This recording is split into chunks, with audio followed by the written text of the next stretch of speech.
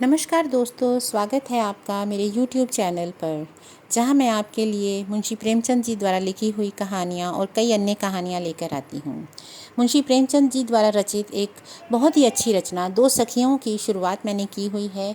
अब तक आपने इस कहानी में ये सुना है कि किस तरह से दो सखियाँ चंदा और पद्मा अपने खतों के माध्यम से एक दूसरे से अपनी बात कहती हैं। दोनों का ही विवाह हो चुका है और दोनों ही अपने जीवन में तरह तरह की परेशानियों को महसूस कर रही हैं। यहाँ पिछले पार्ट में पद्मा ने अपनी सखी चंदा को पत्र लिखकर बताया था कि किस तरह से उसके पति के विचार विवाह के संबंध में कुछ अलग ही हैं और वह विवाह को एक पवित्र बंधन नहीं मानते।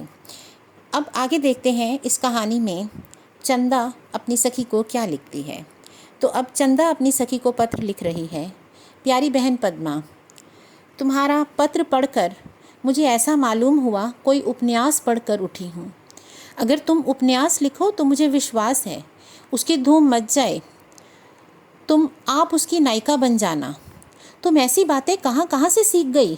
मुझे तो यही आश्चर्य होता है, उस बंगाली के साथ तुम अकेली कैसे बैठी बातें करती रही। मेरी तो समझ में नहीं आता। मैं तो कभी ना कर सकती। तुम विनोद को जलाना चाहती हो, उनके चित्त को अशांत करना चाहती हो। उस गरीब के साथ तुम कितना भयंकर अन्याय कर रही हो। तुम यह क्यों समझती हो कि विनोद तुम्हारी उपेक्षा करते हैं? अपने विचारों में वह इतने मग्न हैं कि उनकी रुचि ही नहीं रही। संभव है वह कोई दार्शनिक तत्व खोज रहा हो, कोई थीसिस लिख रहा हो, किसी पुस्तक की रचना कर रहे हों। कौन कह सकता है? तुम जैसी रूपवती स्त्री पाकर यदि कोई मनुष्य चिंतित रहे तो समझ लो उसके दिल पर कोई बड़ा बोझ है। उनको तुम्हारी सहानुभूति की ज़रूरत है। तुम उनका बोझ हल्का कर सकती हो, लेकिन तुम उल्टे उन्हीं को दोष देती हो। मेरी समझ में नहीं आता कि तुम एक दिन क्यों विनोद से दिल खोलकर बातें नहीं कर लेती। संदेह को जितनी जल्द हो सके दिल से निकाल देना चाहिए। संदेह वह चोट है जिसका उपाय जल्दी ना हो तो वह नासूर पड़ जाता है और फिर यह अच्छा नहीं होता। क्यों ना तुम 2-4 दिनों के लिए यहाँ चली आती हो। तुम शायद कहो कि तुम ही क्यों नहीं चली आती, लेकिन मैं स्वतंत्र नहीं हूँ। बिना सास ससुर से पूछे कोई काम नहीं कर सकती। तुम्हें तो कोई बंधन नहीं है बहन। आजकल मेरा जीवन हर्ष और शोक का विचित्र मिश्रण हो रहा है। अकेली होती हूँ तो रोती हूँ, आनंद आ जाते हैं तो हंसती हूँ। जी चाहता है वह हरदम मेरे सामने बैठे रहें, लेकिन रात के 12 बजे के पहले उनके दर्शन ही नहीं होते। एक दिन दोपहर को आ गए तो सास जी ने ऐसे डांटा कि कोई बच्चे को भी क्या डांटेगा। मुझे ऐसा भय हो रहा है कि सास जी को मुझसे चिढ़ है। बहन, मैं उन्हें भरसक प्रसन्न रखने की चेष्टा करती हूँ। जो काम कभी न किए थे वह उनके लिए करती हूँ। उनके स्नान के लिए पानी गर्म करती हूँ, उनकी पूजा के लिए चौकी बिछाती हूँ। वह स्नान कर लेती हैं तो उनकी धोती छोंटती हूँ, वह लेटती हैं तो उनके पैर दबाती हूँ। जब वह सो जाती हैं तो उन्हें पंखा झलती हूँ। वह मेरी माता हैं। उन्हीं के गर्भ से वह रत्न उत्पन्न हुआ है जो मेरा प्राणाधार है। मैं उनकी कुछ सेवा कर सकूं, इससे बढ़कर मेरे लिए सौभाग्य की और क्या बात होगी। मैं केवल इतना ही चाहती हूँ कि वह मुझसे हंसकर बोलें, मगर ना जाने क्यों वह बात बात पर मुझे कोसने लगती हैं। मैं जानती हूँ दोष मेरा ही है। हाँ, मुझे मालूम नहीं वे क्या है। अगर मेरा यही अपराध है कि मैं अपनी दोनों नंदों से रूपवती क्यों हूँ, पढ़ी लिखी क्यों हूँ, आनंद क्यों मुझे इतना चाहते हैं, तो बहन ये मेरे बस की बात नहीं। मेरे प्रति सास जी को भ्रम होता होगा कि मैं ही आनंद को भरमा रही हूँ। शायद वह पछताती हैं कि क्यों मुझे बहू बनाया। उन्हें भय होता है कहीं मैं उनसे उनके बेटे को न छीन लूँ। 2-1 बार मुझे जादूगरनी कह चुकी हैं। मेरी नंदें अकारण ही मुझसे जलती रहती हैं। बड़ी ननद तो अभी कलोर है, उनका जलना मुझे समझ में नहीं आता। मैं उनकी जगह होती तो अपनी भावच से कुछ सीखने की, कुछ पढ़ने की कोशिश करती, उनके चरण धो धो कर पीती। पर इस छोकरी को मेरा अपमान करने में आनंद आता है। मैं जानती हूँ थोड़े दिनों में दोनों नंदें लज्जित होंगी। हाँ, अभी वे मुझसे बिचकती हैं। मैं अपनी तरफ से तो उन्हें अप्रसन्न करने का कोई अवसर नहीं देती, मगर रूप का क्या करूँ? क्या जानती थी एक दिन इस रूप के कारण मैं अपराधिनी ठहरा दी जाऊंगी। मैं सच कहती हूँ बहन, यहाँ मैंने श्रृंगार करना एक तरह से छोड़ ही दिया है। मैली कुचैली बनी रहती हूँ, इस भय से कि कोई मेरे पढ़ने लिखने पर नाक न सिकोड़े। पुस्तकों को हाथ नहीं लगाती। घर से पुस्तकों का एक गट्ठड़ बांध कर लाई थी। उसमें कोई बड़ी सुंदर पुस्तकें हैं। उन्हें पढ़ने का बार बार जी करता है, मगर डरती हूँ कोई ताना न दे बैठे। दोनों नंदे मुझे देखती रहती हैं कि ये क्या करती है, कैसे बैठती है, कैसे बोलती है, मानो दो दो जासूस मेरे पीछे लगा दिए हों। इन दोनों महिलाओं को मेरी बदगोई में क्यों इतना मज़ा आता है, मैं नहीं कह सकती। शायद आजकल उन्हें सिवाय इसके कोई दूसरा काम ही नहीं। गुस्सा तो ऐसा आता है कि एक बार झिड़क दूं, लेकिन मन को समझाकर रोक लेती हूँ। यह दशा बहुत दिनों तक नहीं रहेगी। एक नई आदमी से कुछ हिचक होना स्वाभाविक ही है, विशेषकर जब वह नया आदमी शिक्षा, विचार, व्यवहार में हमसे अलग हो। मुझे को अगर किसी फ्रेंच लेडी के साथ रहना पड़े तो शायद मैं भी उसकी हर एक बात की आलोचना और कुतूहल की दृष्टि से देखने लगूं। ये काशीवासी लोग पूजा पाठ बहुत करते हैं। सास जी तो रोज़ गंगा स्नान करने जाती हैं। बड़ी ननद भी उनके साथ जाती हैं। मैंने कभी पूजा नहीं की। याद है हम और तुम पूजा करने वालों को कितना बनाया करती थी। अगर मैं पूजा करने वालों का चरित्र कुछ उन्नत पाती तो शायद अब तक मैं भी पूजा करती होती, लेकिन मुझे तो कभी ऐसा अनुभव प्राप्त ही नहीं हुआ। पूजा करने वालियों को उसी तरह दूसरों की निंदा करती देखती हूँ। उसी तरह वे आपस में लड़ती झगड़ती हैं जैसे वो जो कभी पूजा नहीं करती। खैर, अब मुझे धीरे धीरे पूजा से श्रद्धा होती जा रही है। मेरे ददिया ससुर जी ने एक छोटा सा ठाकुर द्वारा बनवा दिया था। वह मेरे घर के सामने ही है। मैं अक्सर सास जी के साथ वहाँ जाती हूँ और अब यह कहने में मुझे कोई संकोच नहीं। उन विशाल मूर्तियों के दर्शन से मुझे अपने अंतस्थल में एक ज्योति का अनुभव होता है। जितनी अश्रद्धा से मैं राम और कृष्ण के जीवन की आलोचना किया करती थी, वह बहुत कुछ मिट चुकी है। लेकिन रूपवती होने का दंड यहीं तक बस नहीं है।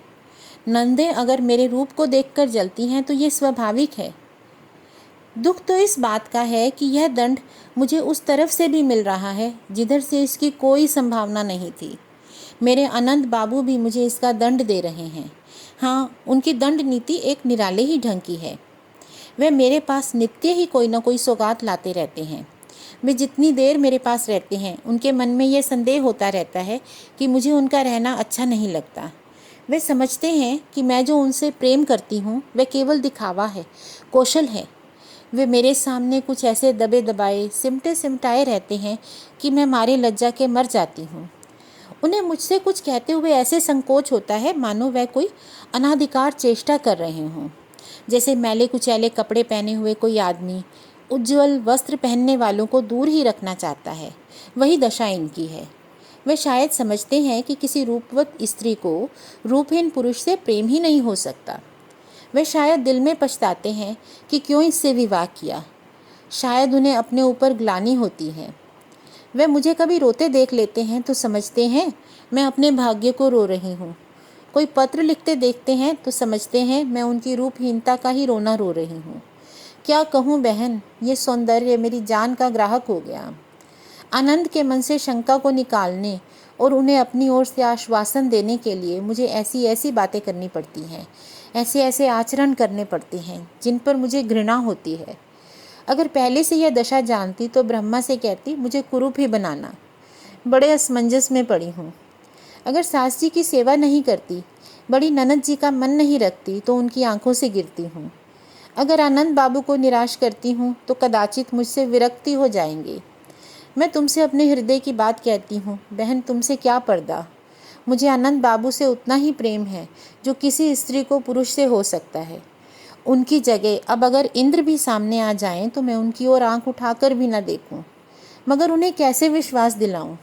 मैं देखती हूँ वे किसी न किसी बहाने से बार बार घर में आते हैं और दबी हुई ललचाई हुई नज़रों से वो मेरे कमरे की ओर, द्वार की ओर देखते हैं तो जी चाहता है उनका हाथ पकड़ लूं और अपने कमरे में खींच के ले जाऊं। मगर एक तो डर होता है कि किसी की आंख पड़ गई तो छाती पीटने लगेंगी, और इससे भी बड़ा डर यह है कि कहीं आनंद इसे भी मेरा कौशल ना समझ बैठे। अभी उनकी आमदनी बहुत कम है, लेकिन 2-4 रुपए सौगातों में रोज उड़ाते हैं। अगर प्रेमो उपहार स्वरूप वह धेले की कोई चीज़ दें तो मैं उसे आंखों से लगाऊं, मगर वह कर स्वरूप देते हैं, मानो उन्हें ईश्वर ने यह दंड दिया है। क्या करूं, अब मुझे भी प्रेम का स्वांग करना पड़ेगा। प्रेम प्रदर्शन से मुझे चिढ़ है। तुम्हें याद होगा मैंने एक बार कहा था कि प्रेम या तो भीतर ही रहेगा या बाहर ही रहेगा। समान रूप से वह भीतर और बाहर दोनों जगह नहीं हो सकता। सर्वांग वेश्याओं के लिए है। कुलवंती तो प्रेम को हृदय में संचित रखती है। बहन, पत्र बहुत लंबा हो गया, तुम पढ़ते पढ़ते ऊब गई होगी। मैं भी लिखते लिखते थक गई हूँ। अब शेष बातें कल लिखूंगी और परसों यह पत्र तुम्हारे पास पहुँचेगा। इस तरह चंदा अगले दिन पत्र लिखने बैठती है और लिखती है, बहन क्षमा करना, कल पत्र लिखने का अवसर नहीं मिला। रात एक ऐसी बात हो गई जिससे चित्त अशांत हो उठा। बड़ी मुश्किलों से यह थोड़ा सा समय निकाल सकी हूँ। मैंने अभी तक आनंद से घर के किसी भी प्राणी की शिकायत नहीं की थी।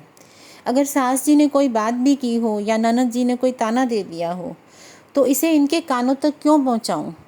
इसके सिवा कि गृह कलह उत्पन्न हो, इसमें और मुझे क्या मिलेगा?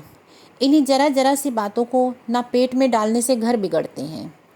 आपस में वैमनस्य बढ़ता है। मगर संयोग की बात, कल अनायास ही मुँह से एक ऐसी बात निकल गई जिसके लिए मैं अब भी अपने को कोस रही हूँ और ईश्वर से मनाती हूँ कि वह बात आगे न बढ़े। बात यह हुई कि कल आनंद बाबू बहुत देर करके मेरे पास आए। मैं उनके इंतज़ार में बैठी एक पुस्तक पढ़ रही थी। सहसा सास जी ने आकर पूछा, क्या अभी तक बिजली जल रही है? क्या वह रात भर ना आए तो तुम रात भर बिजली जलाती रहोगी? मैंने उसी वक्त बत्ती ठंडी कर दी। आनंद बाबू थोड़ी ही देर में आए तो कमरे में अंधेरा पड़ा था। ना जाने उस वक्त मेरी मति कितनी मंद हो गई थी। अगर मैंने इनकी आहट पाते ही बत्ती जला दी होती तो कुछ ना होता, मगर मैं अंधेरे में पड़ी रही। उन्होंने पूछा, क्या सो गई? यह अंधेरा क्यों पड़ा हुआ है? हाय, उस वक्त भी मैंने यदि कह दिया होता कि मैंने अभी बत्ती गुल कर दी है तो बात बन जाती, मगर मेरे मुंह से निकला, सास जी का हुक्म हुआ कि बत्ती गुल कर दो, गुल कर दी। तुम रात भर ना आओ तो क्या रात भर बत्ती जलती रहेगी? इस पर वह बोले, तो अब जला दो, मैं रोशनी के सामने से आ रहा हूँ, मुझे कुछ सूझता नहीं है। तो मैं बोली, मैंने अब बटन को हाथ से छूने की कसम खा ली है। अब ज़रूरत पड़ेगी तो मोम की बत्ती जला लिया करूँगी, कौन मुफ्त की घुड़कियाँ सहे। आनंद ने बिजली का बटन दबाते हुए कहा, और मैंने कसम खा ली है कि रात भर बिजली जलेगी, चाहे किसी को बुरा लगे या भला। सब कुछ देखता हूँ, अंधा नहीं हूँ। दूसरी बहू आकर इतनी सेवा करेगी तो देखूँगा। तुम नसीब की खोटी हो कि ऐसे प्राणियों के पल्ले पड़ी। किसी दूसरी सास की तुम इतनी खिदमत करती तो वह तुम्हें पान की तरह फेरती, तुम्हें हाथों पर लिए रहती। मगर यहाँ तो तुम चाहे प्राण दे दो, किसी के मुंह से सीधी बात ना निकलेगी। मुझे अपनी भूल साफ मालूम हुई। उनका क्रोध शांत करने के इरादे से बोली, गलती भी तो मेरी ही है कि व्यर्थ आधी रात तक बत्ती जलाई बैठी रही। अम्मा जी ने गुल करने को कहा तो क्या बुरा कहा? मुझे समझाना, अच्छी सीख देना उनका धर्म है, और मेरा धर्म यही है कि यथाशक्ति उनकी सेवा करूं और उनकी शिक्षा को गिरह बांधूं। आनंद एक क्षण द्वार की ओर ताकते रहे, फिर बोले, मुझे मालूम हो रहा है इस घर में अब मेरा गुजर ना होगा। तुम नहीं कहती, मगर मैं सब कुछ सुनता रहता हूँ, मैं सब समझता हूँ। तुम्हें मेरे पापों का प्रायश्चित करना पड़ रहा है। मैं कल अम्मा जी से साफ साफ कह दूँगा। अगर आपका यही व्यवहार है तो आप अपना घर लीजिए, मैं अपने लिए कोई दूसरी राह निकाल लूँगा। मैंने हाथ जोड़े, गिड़गिड़ाते हुए कहा, नहीं नहीं, कहीं ऐसा गजब ना करना, मेरे मुंह में आग लगे। कहाँ से मैं बत्ती का जिक्र कर बैठी। मैं तुम्हारे चरण छूकर कहती हूँ, मुझे ना सास जी से कोई शिकायत है ना ननद जी से। दोनों मुझसे बड़ी हैं, मेरी माता के तुल्य हैं। अगर एक बात कड़ी भी कह दें तो मुझे सब्र करना चाहिए। तुम उनसे कुछ ना कहना, नहीं तो मुझे बड़ा दुख होगा। आनंद ने रूंधे कंठ से कहा, तुम्हारी जैसी बहू पाकर भी अम्मा जी का कलेजा नहीं बसीजता। अब क्या कोई स्वर्ग की देवी इस घर में आएगी? तुम डरो मत, मैं ख्वामखा लड़ूंगा नहीं, मगर हाँ इतना अवश्य कहूँगा कि ज़रा अपने मिजाज को काबू में रखें। आज अगर मैं 200-400 रुपये घर में लाता होता तो कोई चू ना करता। कुछ कमाकर नहीं लाता, यह उसी का दंड है। सच पूछो तो मुझे विवाह करने का कोई अधिकार ही ना था। मुझ जैसे मंद बुद्धि को, जो कौड़ी कमा नहीं सकता, उसे अपने साथ किसी महिला को डुबोने का क्या हक था। बहन जी को ना जाने क्या सूझी है कि तुम्हारे पीछे पड़ी रहती हैं। ससुराल का सफाया कर दिया और अब यहाँ भी आग लगाने पर तुली हुई हैं। बस पिताजी का लिहाज करता हूँ, नहीं तो इन्हें तो एक दिन में ठीक कर देता। बहन, उस वक्त तो मैंने उन्हें शांत कर दिया, पर नहीं कह सकती ये कब उबल पड़े। मेरे लिए वह सारी दुनिया से लड़ाई मोल ले लेंगे। मैं जिन परिस्थितियों में हूँ उनका तुम अनुमान नहीं कर सकती हो। मुझ पर कितनी भी मार पड़े, मुझे रोना न चाहिए, जवान तक न हिलाना चाहिए। मैं रोई और घर तबाह हुआ। आनंद फिर कुछ न सुनेंगे, कुछ न देखेंगे। कदाचित इस उपाय से वह अपने विचार में मेरे हृदय में अपने प्रेम का अंकुर जमाना चाहते हों। आज मुझे मालूम हुआ वे कितने क्रोधी हैं। अगर मैंने जरा सा पुचकार दे दिया होता तो रात ही को वह सास जी की खोपड़ी पर जा पहुँचते। कितनी युवतियाँ इसी अधिकार के गर्व में अपने को भूल जाती हैं। मैं तो बहन ईश्वर से चाहती हूँ कि ऐसा कभी भी ना हो। मुझे इस बात का डर नहीं है कि आनंद अलग घर बना लेंगे तो गुज़र कैसे होगा। मैं उनके साथ सब कुछ झेल सकती हूँ, लेकिन घर तो तबाह हो जाएगा। बस प्यारी पद्मा, आज इतना ही। पत्र का जवाब देना, तुम्हारी चंदा। तो इस तरह से चंदा अपनी सहेली पद्मा को बता रही है कि उसके घर में उसे अपनी सास और ननद से किस तरह की मुश्किलों का सामना करना पड़ रहा है। उसकी सास उसको हर समय कटु वचन बोलती रहती है और नंदे भी उन्हीं की शय पर उसे कुछ ना कुछ कहती रहती हैं। और वह ये अब इतना जान गई है कि अगर उसने किसी भी तरह से इस तरह की बात अपने पति को बताई तो वो घर से अलग हो जाएंगे। चंदा दिल की बहुत अच्छी है और वह अपनी सास की पूरी सेवा भी करती है और वह उन्हीं के साथ रहना चाहती है। वो एक माँ से उसके पुत्र को अलग करने का अक्षम्य पाप नहीं करना चाहती। जैसा कि मैंने पहले कहा था, यह चंदा पारंपरिक विचारों से बंधी है और वह परिवार में सबके साथ मिलकर रहना चाहती है। अब इस कहानी में आगे क्या मोड़ होगा, ये जानने के लिए आपको इसका अगला भाग सुनना होगा। तो मिलते हैं अगले भाग में। आप मेरे YouTube चैनल को लाइक, शेयर और सब्सक्राइब कर सकते हैं अगर आपको ये कहानियाँ पसंद आ रही हैं और आप इस तरह की कहानियाँ और सुनना चाहते हैं। अगर आप मुंशी प्रेमचंद जी की कोई विशेष कहानी सुनना चाहते हैं तो आप उसके बारे में मुझे इसी वीडियो के नीचे मैसेज में बता सकते हैं। मैं पूरी कोशिश करूँगी कि वो कहानी आप तक लेकर आऊँ। Thank you.